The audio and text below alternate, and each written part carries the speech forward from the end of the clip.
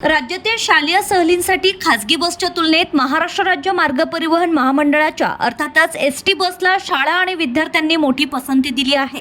सन 2025-26 या शैक्षणिक वर्षात एसटीने 25,558 बस फेऱ्यांच्या माध्यमातून लाखो विद्यार्थ्यांना सुरक्षित सेवा दिली असून यातून 127 कोटी 18 लाख रुपयांची विक्रमी उत्पन्न मिळवले।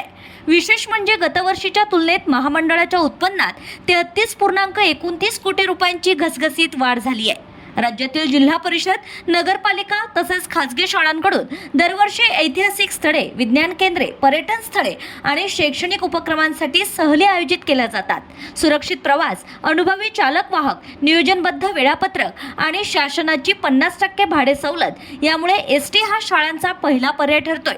शालेय सहली एसटी मार्फत आयोजित केल्यास विद्यार्थ्यांना प्रवासी भाड्यात शासनाकडून 50% सवलत दिली जाते।